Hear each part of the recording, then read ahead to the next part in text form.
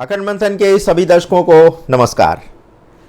आगे क्या होने वाला है सीरीज में आज हम लाए हैं प्रसिद्ध लेखक विभू मिश्रा की वह भविष्यवाणी जो उन्होंने तीसरे विश्व युद्ध को लेकर की है। विभू मिश्रा ने इस भविष्यवाणी को लिखने से पूर्व मानव समाज के आर्थिक, राजनैतिक और प्राकृतिक बिंदुओं पर गहन अध्ययन किया है और उसके बाद उन्होंने तीसरे विश्व युद्ध की भविष्यवाणी प्रस्तुत की है। उनका मानना है कि तीसरा विश्व युद्ध ही नई मानव सभ्यता के उदय का पहला चरण होगा। उन्होंने तीसरे विश्व युद्ध के पीछे का कारण बताते हुए ये भविष्यवाणी की है कि मानवता पागलपन के विस्फोट और बड़े पैमाने पर हिंसा का सामना करने जा रही है और यही संभावित रूप से तीसरे विश्व युद्ध का कारण भी बन सकती है। उनके अनुसार प्राचीन सनातन परंपरा के अनुसार कलयुग के रूप में जाना जाने वाला वर्तमान 2700 वर्ष का चक्र समाप्त हो चुका है और इसी के बाद उन्होंने परिवर्तन की एक लंबी प्रक्रिया आरंभ होने की भविष्यवाणी की है। अपनी पुस्तक सभ्यता का पतन और ग्रहों का पुनर्जन्म के अंतर्गत वे बताते हैं कि युग चक्र का ये क्रम प्राचीन समय से ही चलता आ रहा है और इसी मान्यता के अनुसार प्रत्येक कुछ हजार वर्ष के बाद पृथ्वी पर एक बड़ी वैश्विक आपदा आती है जो कि पिछला सब कुछ नष्ट कर देती है। विभू मिश्रा के अनुसार इस भयंकर वैश्विक आपदा में पिछली सभ्यताओं के सभी निशान नष्ट हो जाते हैं और एक लंबे युग संक्रमण के बाद नई सभ्यता का बीज पौधा बनकर के उगने लगता है। उनके अनुसार एक निश्चित समय तक को संक्रमण काल ये चलता रहता है जिसमें नई और पुरानी दोनों ही सभ्यताओं के लक्षण दिखाई देते हैं, लेकिन धीरे धीरे पुरानी सभ्यता के लक्षण विलुप्त होने लगते हैं और नई सभ्यता के लक्षण पुरानी पर हावी होने लगते हैं। ये संक्रमण की अवधि कुल 300 वर्षों की होती है। विभू मिश्रा ने अपनी पुस्तक युग परिवर्तन, कलयुग का अंत और आसन ग्रह परिवर्तन में तो स्पष्ट रूप से संसार का विनाश होने की एक सटीक तारीख भी बता दी है। वो 2025 से 2040 तक का समय सर्वनाश और अंतिम समय के रूप में निर्धारित कर रहे हैं।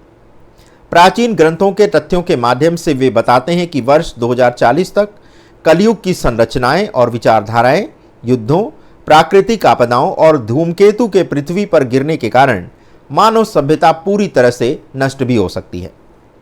आप देख रहे होंगे कि इन दिनों एस्टेरॉयड के धरती पर निकट से गुजरने के समाचार आए दिन मिल रहे हैं और इसे देखकर ऐसा लगता है कि अगर गलती से भी कोई एस्टेरॉयड अपने चुंबकीय क्षेत्र से बाहर निकलकर यदि धरती के अंदर प्रवेश कर गया तो बिना किसी परमाणु युद्ध के ही मानव सभ्यता का अंत हो सकता है।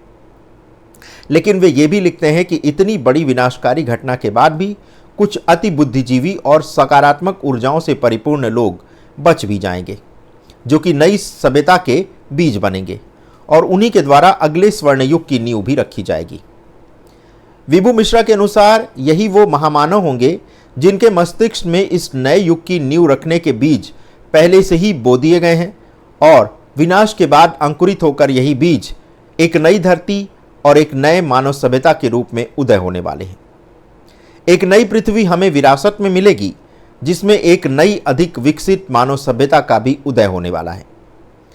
वो ये भी लिखते हैं कि अगला स्वर्ण युग या सतयुग अपना मार्ग स्वयं बनाएगा। विभू मिश्रा के अनुसार वर्तमान युग कलयुग जिसने 25,800 वर्ष की प्रक्रिया इस कलयुग में सम्मिलित है और वर्तमान समय में हमारी चेतना सबसे निचले स्तर पर पहुंच गई है। वे बताते हैं कि अज्ञानता और कलह नाम के दो कलयुग बैक टू बैक एक साथ चल रहे हैं और वर्तमान समय में दोनों ही कलयुग अपने अंतिम चरण में हैं। वे इन दोनों कलयुगों को दो चरणों में समाहित करते हैं और बताते हैं कि पहला कलयुग उतरते और दूसरा कलयुग चढ़ते हुए कालखंड का द्योतक है। वे बताते हैं कि आरोही कलयुग में केवल भौतिक परिस्थितियों में सुधार आरंभ होता है, लेकिन जितना भौतिक सुधार होता है मानव की चेतना का स्तर इसी भौतिकता के अनुपात में और भी गिरता चला जाता है। कलयुग का अंत आते आते तो मानव की चेतना का स्तर इतना गिर चुका होगा कि संसार को छोड़िए मानवता तक इसी गिरते स्तर के कारण समाप्त हो जाएगी। आप देखिए जिस प्रकार की घटनाएं आजकल आप देख रहे हैं, क्या आपको लगता है कि ये मानवता के चेतना के गिरने का स्तर अब किस सीमा तक पहुंच गया है? भारत को ही देख लें, अभी कोलकाता में जो रेप और हत्याकांड हुआ है उसे देख कर के आपको लगता है कि अब इस संसार में जीवित रहने लायक समय शेष बचा है? अब विभू मिश्रा अपनी पुस्तक में पाठकों को सावधान करते हुए ये चेतावनी दे रहे हैं कि हमारी वर्तमान पतनशील सभ्यता को एक बहुत बड़ा झटका लगने वाला है। मिश्रा लिखते हैं कि 21 मार्च 2025 को सप्तर्षि पुनर्वसु नक्षत्र में प्रवेश करेंगे और आधिकारिक तौर पर कलयुग पर पर्दा डाल देंगे। सप्तर्षि या सात ऋषु सनातन परंपरा के अनुसार दिव्य आकार बदलने वाले प्राणी थे, जिन्होंने उच्चतम आध्यात्मिक ज्ञान प्राप्त किया था और युग चक्र की देखरेख की। नक्षत्र या चंद्र भवन राशि चक्र कैलेंडर के अनुरूप आकाश के 27 खंड हैं, जिन्हें हम सभी नक्षत्र के नाम से जानते हैं।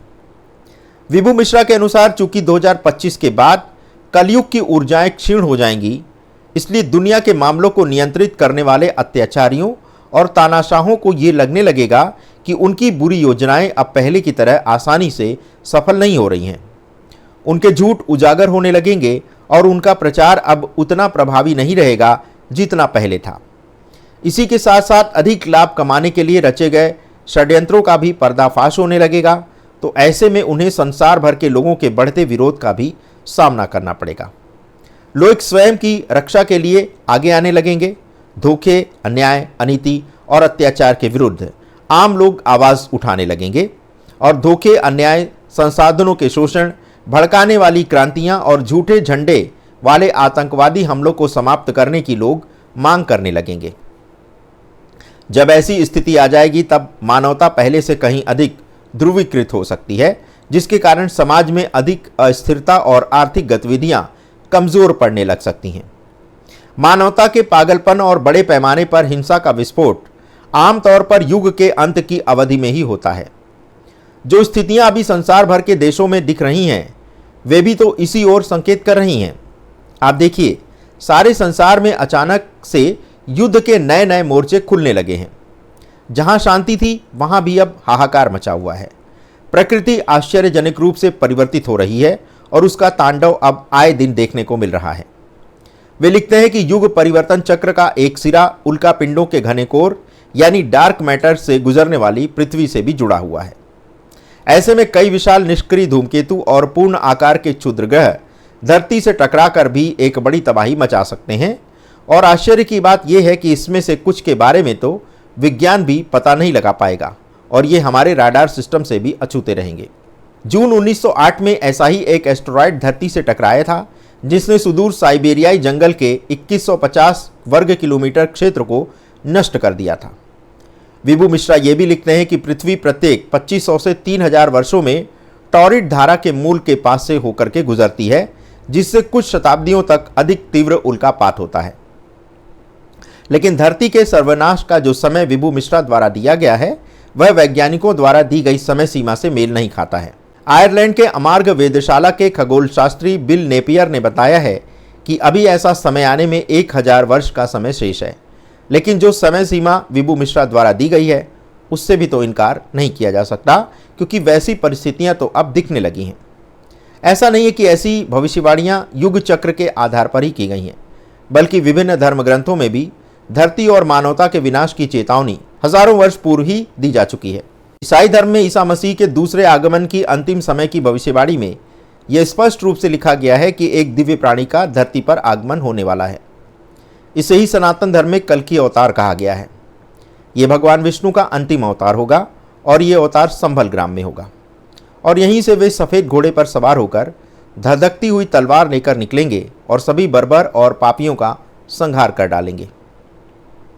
यद्यपि विभू मिश्रा कहते हैं कि कल्कि अवतार या फिर कल्कि धूमकेतु के रूप में भी धरती पर आने वाले हैं, इसके बारे में अभी कुछ स्पष्ट तो नहीं कहा जा सकता, क्योंकि वर्तमान समय में जब इतने आधुनिक हथियार हैं तो फिर तलवार जैसे अस्त्र शस्त्र की क्या प्रासंगिकता होगी।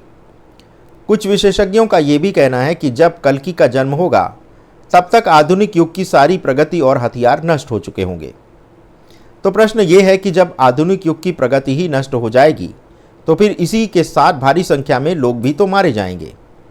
तो फिर ऐसे में कल्कि भगवान अवतार लेकर के तलवार के द्वारा किसका वध करेंगे। और सबसे बड़ा प्रश्न तो ये है कि एक द्रौपदी की पुकार पर जो कृष्ण दुर्योधन के दरबार में द्रौपदी की लाज बचाने आ जाते हैं, वो इस समय नारी पर हो रहे अत्याचार को बिल्कुल क्यों शांत होते हुए देख रहे हैं। आखिर वो कब आएंगे, इसकी प्रतीक्षा तो उन सभी लोगों को है जो इस समय एक कष्टपूर्ण जीवन व्यतीत कर रहे हैं। बांग्लादेश में हिंदुओं के मुख से हरे राम हरे कृष्ण का जय घोष तो हो रहा है, लेकिन कल्कि भगवान का कहीं कोई अता पता नहीं। और यहाँ उड़ीसा में एक कथावाचक अपने बेटे को ही कल्कि अवतार घोषित कर चुका है। अब तो उसके वस्त्रों की नीलामी भी हो रही है। तो हमारा प्रश्न ये है कि अगर इसी कथावाचक का बेटा कल्कि अवतार है, तो फिर बांग्लादेश में लाखों हिंदुओं की रक्षा करने के लिए वो क्यों नहीं जा रहा है? या फिर कोलकाता में जो घटना हुई है उससे वो अनभिज्ञ क्यों है? देश में इतनी भयंकर स्थिति है, लेकिन इसी तथाकथित कल्कि का पिता इस समय धन की उगाही करने और देश विदेश में कथा के आयोजन में व्यस्त है। क्या द्वापर में भगवान कृष्ण ने ऐसी ही लीला की थी? तो उत्तर है नहीं। भगवान के वस्त्रों की ना तो नीलामी त्रेता में हुई और ना ही द्वापर युग में। द्वापर में तो श्री कृष्ण स्वयं दूध दही चुरा कर खा जाते थे और 6 माह की आयु से ही पूतना का वध से लेकर किशोर अवस्था तक आते आते उन्होंने कंस का वध तक कर डाला था। लेकिन इस कथावाचक के इस तथाकथित कल्कि अवतार की लीला ना बाल अवस्था में सुनने को मिली, ना किशोरावस्था में और ना ही अब युवावस्था में। तो हम आप सभी से यह अनुरोध करेंगे कि कृपया ऐसे वस्त्रों की नीलामी में स्वयं को सम्मिलित ना करें, वरना आपके पूर्व जन्मों के सारे पुण्य कर्मों का भी इससे क्षय हो जाएगा। क्योंकि ये तो सीधी सी समझने वाली बात है कि भगवान ने कभी स्वयं को भगवान नहीं कहा, ना ही उन्होंने अपना प्रचार किया। हाँ, उनके कर्मों से ही लोगों ने उन्हें भगवान बना दिया। लेकिन अब आप ये कहें कि एक पीली धोती, जरीदार कुर्ता और सिर पर मुकुट धारण करके स्वांग रचाने वाला कोई कल्कि भगवान हो सकता है, तो फिर रामायण में राम की भूमिका निभाने वाले चरित्र अभिनेता और इस तथाकथित कल्कि में क्या अंतर रह जाएगा? आप सोच रहे होंगे कि हम बार बार तथाकथित कल्कि का वर्णन तो करते हैं, लेकिन उसके बारे में कुछ स्पष्ट रूप से नहीं बताते। तो आपको बता दें कि ऐसा हम इसलिए नहीं करते क्योंकि ऐसा करने से भगवान की गरिमा ही कम हो जाएगी। तो आप भी स्वयं समझदार हैं, आप ही निर्णय करें कि इस समय कल्कि का अवतार कौन है और क्या आप कल्कि के नाम पर कहीं ठगे तो नहीं जा रहे हैं। सावधान रहें, इस समय धर्म के नाम पर अधर्म का कार्य अधिक होगा, कथा के नाम पर व्यथा और षड्यंत्र अधिक होंगे। आप भोले भाले हैं, भावुक हैं, भगवान की प्रतीक्षा कर रहे हैं, ऐसे में कोई भी आपको ठग करके चला जाएगा और आपको बाद में ये अनुभव होगा कि आप कितने बड़े षड्यंत्र का शिकार हो गए। तो ऐसे किसी भी वस्त्रों की नीलामी में अपने आप को मत सम्मिलित करें। आप यही समझ लें कि भगवान कभी अपने वस्त्रों की नीलामी नहीं करते हैं। भगवान कभी अपने जन्मदिन पर उपहारों की मांग नहीं करते हैं। भगवान कभी चंदा नहीं मांगते हैं और ना ही भगवान के पिता कथा का आयोजन करते हैं।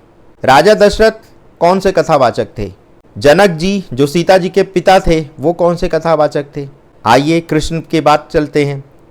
भगवान श्री कृष्ण के वसुदेव जो पिता हैं वो कौन से कथावाचक थे? और नंद बाबा वो तो ग्वाल बाल थे। आप समझिए कि भगवान एक साधारण से परिवार में जन्म लेते हैं, एक बहुत से साधारण से परिवार में, और यहाँ पर कथावाचक इतने पैसे उगाही कर रहा है कि उसका तो अता पता भी नहीं है। और अब तो सरकारें भी सोई हुई हैं। उड़ीसा में बीजेपी की सरकार बनी है, लेकिन सरकार को ये पता ही नहीं है कि कितने कितने बड़े षड्यंत्र उसकी नाक के नीचे हो रहे हैं। फर्जी अवतारों को भगवान मानेंगे तो इससे भगवान की महिमा और गरिमा स्वयं ही कम हो जाएगी। और अभी तो 1-2% जो भगवान का अंश धरती पर बचा भी हुआ है, वो भी इन्हीं फर्जी अवतारों के कारण वो भी अब इस लोक से जाने वाला है। तो यदि आप चाहते हैं कि भगवान मिले आपको, तो भगवान किसी व्यक्ति में नहीं है, भगवान आपके अंदर समाये हुए हैं। और यदि आप अपने अंदर झांक कर देखेंगे तो वहाँ पर आपको भगवान के स्पष्ट रूप से दर्शन होंगे। हमने ये दर्शन किए हैं, आपको भी ये दर्शन करना चाहिए। आप प्रतिदिन अगर 20 मिनट भी यदि ध्यान की अवस्था में बैठेंगे तो आपको स्पष्ट रूप से इस बात का अनुभव हो जाएगा कि ईश्वर कहीं बाहर नहीं है, वह आपके हृदय के अंदर विराजमान है और वहीं पर आपको ईश्वर के साक्षात्कार हो जाएंगे। आप स्वयं ही ईश्वर हैं। अहम ब्रह्मास्मि, ये क्यों कहा गया था? वेदों का एक वाक्य ही इस सारी सृष्टि का सार है। अहम ब्रह्मास्मि, मैं ही ब्रह्म हूँ। और जब मैं ही ब्रह्म हूँ तो फिर ब्रह्म को खोजने के लिए फर्जी अवतारों के दर्शन की क्या आवश्यकता है। दर्शकों, आपको जगाने का कार्य हम सदैव करते रहेंगे। आप जागें या ना जागें, हम अपना कर्तव्य निभाते रहेंगे।